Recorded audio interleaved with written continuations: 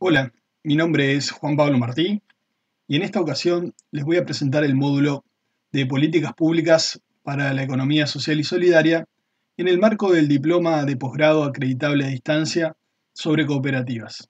Soy profesor de la Universidad de la República de Uruguay, del Programa de Historia Económica y Social de la Facultad de Ciencias Sociales y profesor invitado de la Universidad Nacional de Rosario en la Maestría de Entidades de la Economía Social. Les voy a invitar a ver este video, que va a ser breve, en el cual expongo las principales líneas argumentales sobre las políticas públicas. Como respaldo van a tener un material en el cual hago una breve reflexión, o son unas notas en las cuales se presenta una breve reflexión sobre las políticas públicas para la economía social y solidaria, los materiales bibliográficos de referencias y la presentación del PPT. Por lo cual, la intención de este PPT no es hacer una explicación completa que la haga demasiado larga y no la haga interesante, sino más bien hacer una breve presentación dando las explicaciones generales y tratando de motivarlos a leer los materiales recomendados. Como les decía, este módulo está pensado como políticas públicas para la economía social y solidaria. Y lo que busca hacer es presentar algunas líneas argumentales que contribuyan a la reflexión sobre este tema. En primer lugar, quisiera presentarles el plan de esta presentación. En primer lugar, la necesidad y conveniencia de las políticas públicas. En segundo lugar, los diversos tipos de políticas públicas para la economía social y solidaria.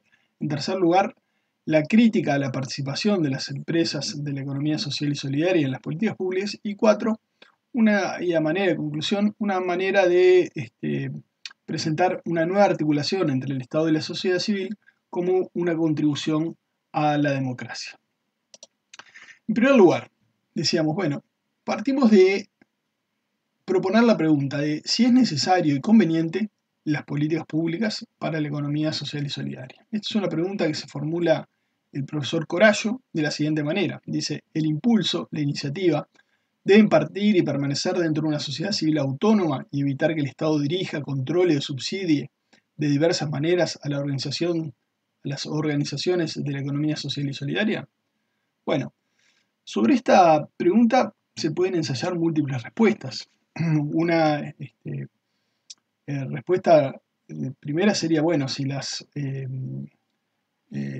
no hay ningún tipo de relacionamiento, no hay ningún tipo de dependencia del Estado, bueno, la dependencia sería necesariamente del mercado y eso tampoco sería conveniente. Pero la argumentación que nos propone Corallo va por el lado de que las cooperativas y otras organizaciones de la economía social son parte de la sociedad civil que se articula con la sociedad política o, en el sentido restringido, básicamente con el aparato del Estado. Y constituye lo que Gramsci llama el Estado ampliado. Por tanto, sería impensable que las cooperativas quedaran absolutamente por fuera de esta relación. Es así que Corallo se manifiesta partidario de que la iniciativa esté en la sociedad civil, pero señala la necesidad de que haya un Estado que acompañe y apoye el crecimiento del sector. Ahí nos encontramos entonces con que existen las políticas públicas para la promoción de la economía social y que aparecen como necesario otro estilo de política pública con otra complejidad de intervenciones que implique una efectiva articulación entre sociedad civil y Estado y que supere los enfoques de intervención sectorializados en ministerios y reparticiones. Debemos pensar las políticas públicas como una construcción social y asumir que un enfoque relacional que se sitúe en la interacción entre la institución estatal y la sociedad civil. Esto nos lleva a la ampliación de la interacción entre organizaciones de la sociedad civil y el Estado. Avanzar en el reconocimiento de las organizaciones como depositarias de algunas funciones estatales antes del repliegue del Estado. La participación de las organizaciones en las políticas públicas no asegura ni la ampliación democrática o el fortalecimiento de la sociedad civil ni el éxito de las mismas, sino que debemos pensar que existen distintas situaciones que van desde lo que se llama participación en las políticas públicas hasta la incidencia con extremos de alta incidencia y poca participación social y su contrario, de alta participación social y baja incidencia en la formulación e implementación de nuevas políticas. Leiras sostiene que no es lo mismo la participación que la incidencia y llama a reservar el uso de incidencia para cuando la intervención de las organizaciones tienen algún impacto relevante porque cambia el contenido o altera el curso de la política pública en algún sentido. Expuesto esto, nos vamos a dedicar a analizar los diversos tipos de construcción de las políticas públicas para la economía social y solidaria. Y nos vamos a basar en un trabajo de Yves Vaillancourt, profesor de la Universidad de Quebec a Montreal, que propone distintos modelos de proceso político, en el cual habla de una monoconstrucción, de una co-construcción de tipo liberal, de una co-construcción corporativista y de una co-construcción democrática, donde participan actores internos, actores externos institucionados y otros actores externos como por ejemplo lo que él llama el tercer sector. No vamos a desarrollar estas ideas, solo detenernos en este cuarto modelo de co-construcción democrática que pretende maximizar la democracia y la consecución del interés general. Se basa en la pluralidad social, política y económica, por tanto persigue la integración de todos los sectores sociales en los procesos de elaboración de las decisiones, al menos que cada sector social pueda intervenir en el diseño de todas aquellas políticas que le atañen. Les voy a recomendar muy especialmente la lectura del material de Yves Vaillancourt que van a encontrar en la plataforma porque hace un análisis muy exhaustivo de estos distintos tipos. Vamos a seguir y vamos a presentar ahora a un profesor español, Rafael Chávez, el cual dice, hay distintos objetivos e instrumentos de las políticas dirigidas a las cooperativas. Dice, bueno, lo podemos encontrar con la coerción pública, la información y los incentivos constituyen los tres principales instrumentos de intervención en el sector privado que se disponen las autoridades públicas. Y dice, bueno, uno es lo que tiene que ver con la regulación del marco institucional, otros son con las políticas de índole cognitiva, que son las que refieren a proporcionar información, formación, apoyar investigaciones, y lo tercero son los incentivos económicos del tipo de subvenciones, contrataciones públicas, fiscalidad, que establecen los poderes públicos para condicionar u orientar el comportamiento de los agentes privados en materia económica. O sea que cualquiera de estos tres instrumentos pueden ser empleados. Les recomiendo también la lectura de este material de Chávez. Y en otro material, Chávez dice, bueno, las políticas de promoción de las cooperativas pueden ser catalogadas en dos grandes grupos. Y habla de políticas soft y políticas hard. Las políticas que van dirigidas a establecer un entorno o marco ambiental, institucional y cultural propicio en el que nazcan, operen y se desarrollen este tipo de empresas son las llamadas políticas soft. Y las políticas dirigidas a las propias cooperativas en su condición de unidades empresariales, él las llama las políticas hard. Y habría que diferenciar cuando analizamos las políticas, cuáles son las que van dirigidas a generar ese marco o entorno y aquellas que van dirigidas a las empresas directamente. En tercer lugar, quisiera plantear una reflexión que nos propone un sociólogo francés, Mathieu Elie, en el cual nos habla de las amenazas, los peligros que implica la participación de la economía social y solidaria en las políticas públicas.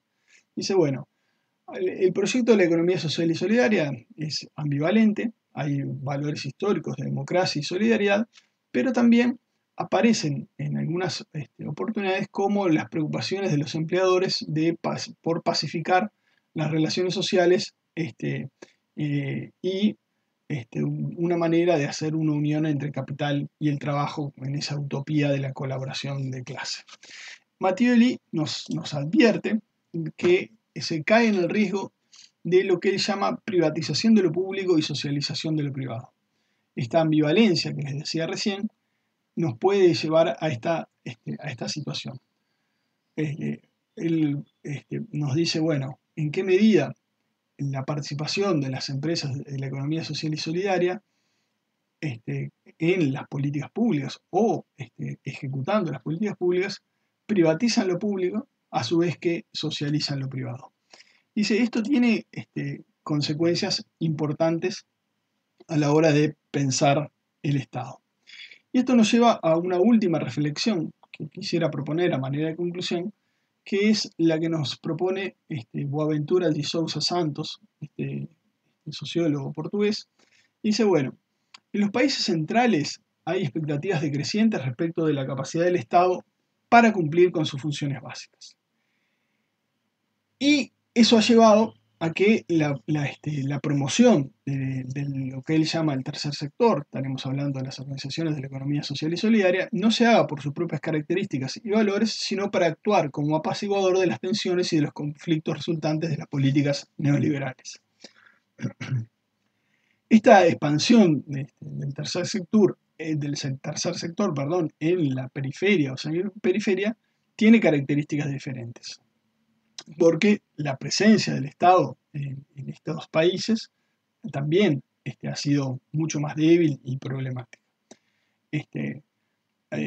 Desde la prohibición o fuerte restricción de las acciones de las organizaciones hasta la conversión de las mismas en simples apéndices o instrumentos de la acción estatal, lo que decía Machiavelli respecto de las organizaciones de la economía social y solidaria como ejecutantes de las políticas públicas, privatizando lo público y socializando lo privado.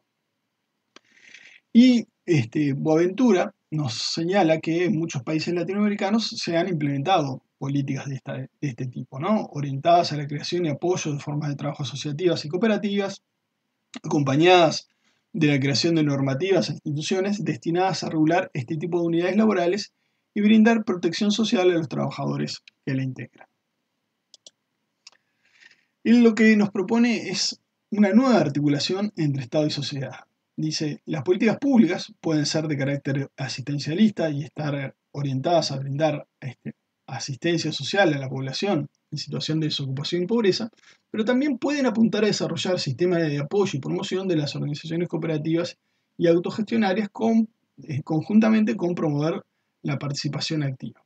Dice, esta participación activa daría lugar a una nueva articulación entre sociedad y Estado que permita abrir nuevos espacios de democracia participativa en contextos de democracia representativa de baja intensidad, donde la representación, la debilidad de la representación de los actores políticos es cada vez más creciente. Y dice, bueno, esto sería, esta nueva articulación, una vía eficaz para contribuir a la reforma solidaria y participativa del Estado desde el tercer sector. Y dice finalmente que estos nuevos espacios de democracia solo serán posibles si las políticas públicas están abiertas a la participación activa de las cooperativas y respetan su autonomía. Aquí tienen un largo listado de referencias bibliográficas. En la plataforma les proponemos alguna y les invitamos a leer estos trabajos. Así que espero que les haya servido. Insisto, este video de orientación es simplemente eso, es buscar hacer una orientación que acompañe la lectura y ojalá nos podamos estar comunicando por medios electrónicos.